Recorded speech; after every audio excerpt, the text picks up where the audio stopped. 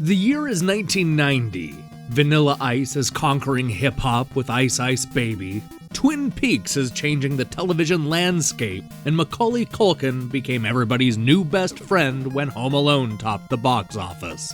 But this isn't a show about cheering on a child attempting to murder middle-aged men, because today we're counting down Nintendo Power's top 10 games of 1990. Between January and December, Nintendo Power managed to review a total of 163 games across 2 different platforms. 148 were for the 8-bit Nintendo Entertainment System, with only 15 showing up on the Game Boy. Based solely on the review scores, these are Nintendo Power's favorite games of 1990.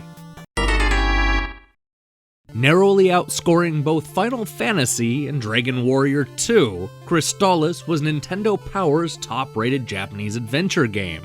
While most games in the genre take their cues from high fantasy, this SNK oddity took a futuristic approach that helped set it apart from the competition. Nintendo Power was impressed with the quick character controls and weapon selection. The other magazines weren't as excited, but they still had a good time with this Zelda clone. Electronic Gaming Monthly concluded that there's nothing new here, and the post-apocalyptic setting isn't enough to keep the adventure fresh. With a better rating for play control and challenge, Crystalis squeaks by a number of traditional role-playing games you've actually heard of.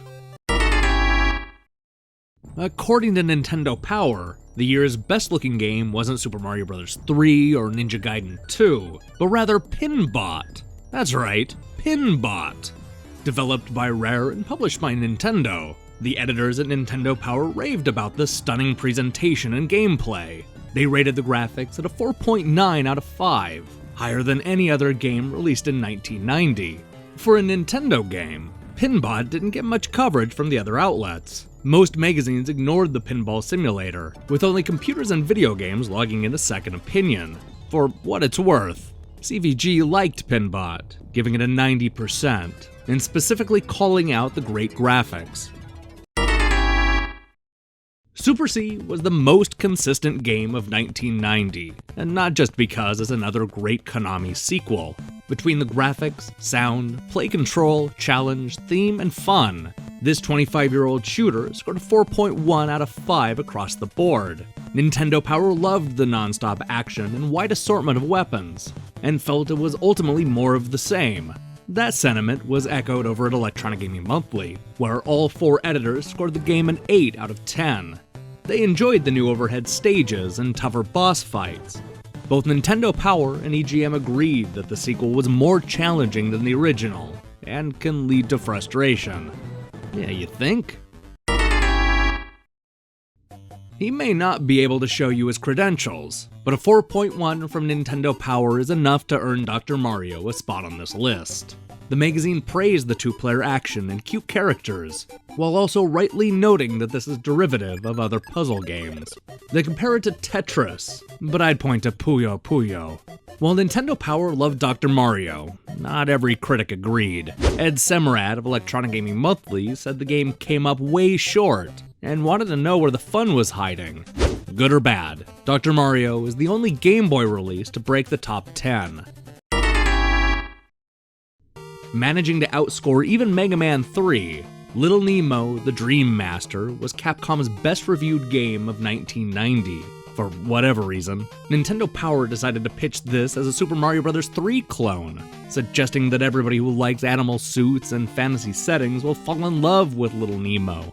Most other magazines were more muted in their admiration. EGM gave the game a couple of 7s. They liked the Disney-style graphics, but felt the action was held back for younger players. It's Rescue Rangers in a dream world, Ed accurately notes. Nintendo Power didn't seem to mind, but there's a chance they would have given any game a high score if it incorporated animal suits. StarTropics is a strange mix between The Legend of Zelda, Dragon Warrior, Crystalis, and Ultima 4, and Nintendo Power loved it. Between the tropical setting and tough challenge, the editors couldn't wait to spend months giving the readers the hard sell. Funnily enough, many of the other critics disliked everything Nintendo Power loved, giving it a 4 out of 10. Electronic Gaming Monthly's Sushi X felt the game was too derivative. Quote, "What amazes me the most about StarTropics is the lack of any originality whatsoever," end quote. He wasn't alone. The magazine's highest score was a 6, and even Ed Semerad was trying his hardest to find something good to say about StarTropics. Every year, Nintendo Power falls in love with an unorthodox computer port. If you thought Shadowgate showing up as the second best game of 1989 was a fluke, then get ready to explain the placement of Maniac Mansion. While this list is dominated by action games, this PC port was able to win Nintendo Power over with its weird sense of humor and clever story. It led to one of the greatest magazine covers of all time. Oddly enough, Nintendo Power gave the graphic adventure more exposure than all the other magazines combined.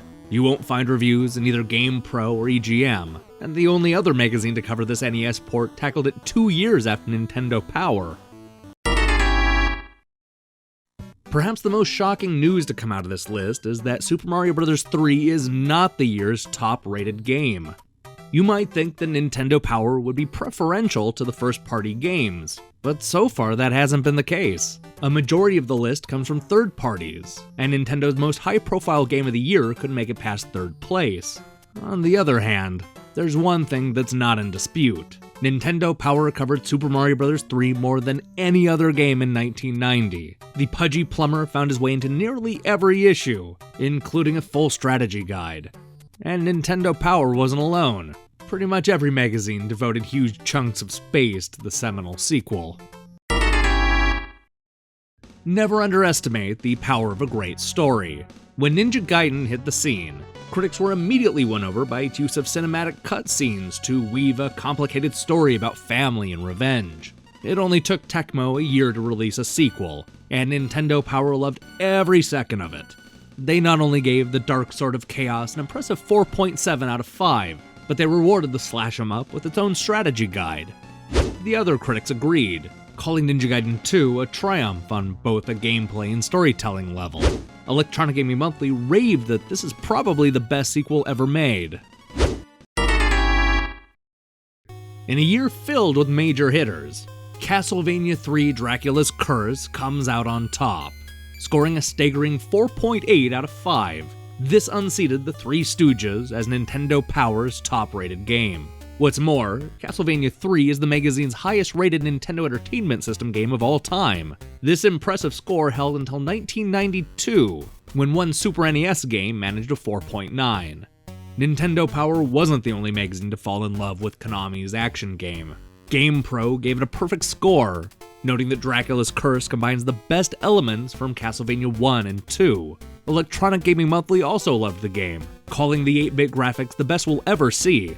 No matter where you stand on this classic sequel, I think we can all agree that Dracula's Curse is a much better choice than the Three Stooges. Hey, thanks for watching the video.